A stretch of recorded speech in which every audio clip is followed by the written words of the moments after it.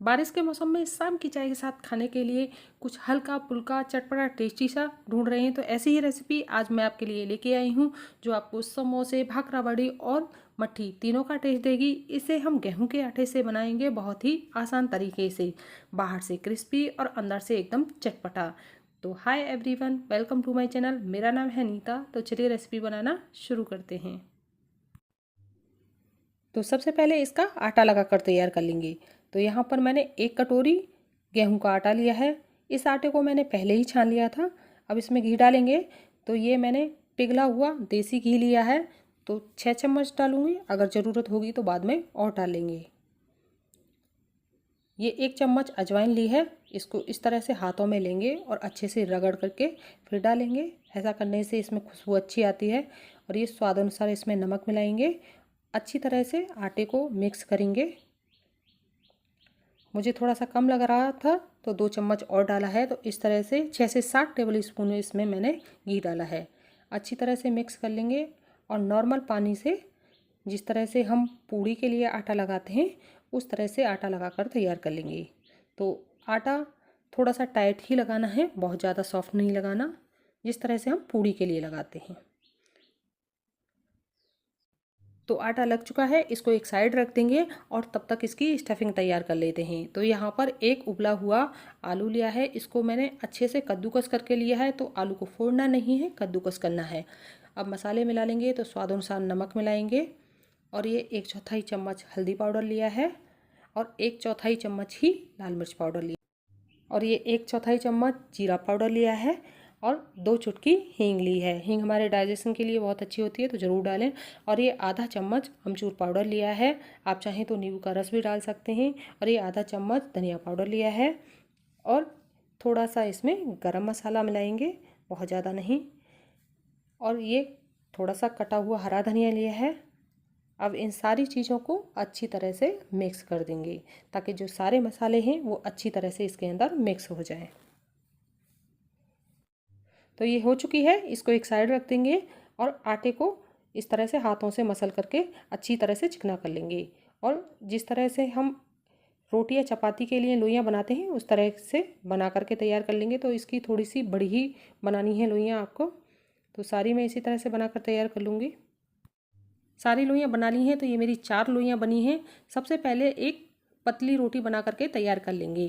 तो जिस तरह से हम रोटी बनाते हैं उसी तरह की एक बड़ी रोटी बनानी है। इसी के साइज़ की एक और रोटी बनाकर तैयार कर लूँगी। तो यहाँ पर मैंने दूसरी रोटी भी बना कर रखी है। अब एक बार इसके ऊपर रख कर देख लेंगे तो दोनों रोटियाँ हमारी बराबर हैं। अब मैं इसे साइड से इस तरह से काट करके एक चौकोर पीस निकाल लूँगी। आप चाहें तो गोल भी रख सकते हैं या फिर इस तरह से भी काट सकते हैं। और ये जो एक्स्ट्रा आटा है वो हटा देंगे। इस तरह से करने से बहुत ही आसान रहता है और अच्छे से पीस कट जाते हैं। तो ये एक पीस हटा देंगे और इसके ऊपर जो हमने स्टफिंग बनाई है वो अच्छी तरह से फैला लेंगे। तो इसको आपको अच्छी तरह से फैलाना है ताकि सारे में एक बराबर से स्टफिंग फैले। ऐसा ना हो कि कहीं कम हो और कहीं ज़्यादा हो जाए, तो इस चीज़ का ध्यान रखें। तो ये मैंने सारी अच्छे से फैला ली है। जो दूसरा पीस काट कर रखा था उसको भी इस तरह से इसके ऊपर चिपका देंगे। अच्छी तरह से हाथों से इस तरह से प्रेस करेंगे तो आराम से चिपक जाएगा।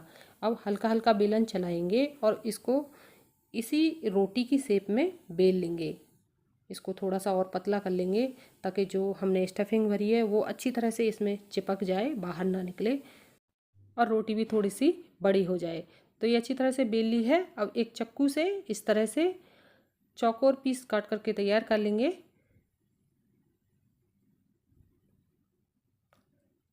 इस तरह से जब हम रोटी को पहले से ही काट करके लेते हैं तो अच्छी तरह से पीस कट जाते हैं। अब एक पीस इस तरह से उठाएंगे और एक साइड से एक कोना उठाते हुए और दूसरा कोना उठा लेंगे और इस तरह से प्रेस कर देंगे। तो अच्छे से प्रेस करना है। अब इसी तरह से दूसरी साइड भी प्रेस कर लेंगे। तो आप देख सकते हैं बहुत ही अच्छा एक फूल बन करके तैयार हुआ है। इसी तरह से दूसरा पीस उठाएंगे और इस कोनों को, इन दोनों कोनों को उठाकर इस तरह से प्रेस करेंगे और ये जो पीछे का हिस्सा है इसको इस तरह से ले जाकर पीछे की साइड दोनों को प्रेस कर देंगे। तो ये हमारे बन चुके हैं। ये सारे हमने बना करके तैयार कर लिए हैं। अब इनको फ्राई करेंगे। तो फ्राई करने के लिए हमने तेल को पहले ही गर्म करने रख दिया था। तेल को बहुत ज़्यादा गर्म नहीं करना है, मीडियम गर्म करना है। अब एक एक लेंगे और इस तरह से जितने एक बार में आ जाएंगे उतने इसमें डाल लेंगे। जब थोड़े से एक साइड से सिक जाएं उसके बाद ही इनको छेड़ना है और हल्के हाथों से इनको चलाना है और मीडियम फ्लेम पर इनको पलटते हुए थोड़ी देर इसी तरह से सिकने देना है ताकि ये अच्छे क्रिस्पी बने। और अगर आपने ज़्यादा तेल गरम रखा है तो ये बहुत जल्दी सिक जाएंगे और क्रिस्पी नहीं बनेंगे, तो इस चीज़ का ध्यान रखें। ये अच्छे से सिक गए हैं तो इनको निकाल लेंगे और बाकी के भी इसी तरह से सेक करके तैयार कर लेंगे। तो आप देख सकते हैं बहुत ही बढ़िया ये हमारे बन करके तैयार हुए हैं। इस बारिश के मौसम में आप शाम की चाय के लिए इस तरह से बनाएं और खाएं। और अगर रेसिपी पसंद आए तो अपने फ्रेंड्स और फैमिली में शेयर करें। इसी तरह की और रेसिपी देखने के लिए मेरे चैनल को लाइक और सब्सक्राइब करना ना भूलें। Thank you for watching my video.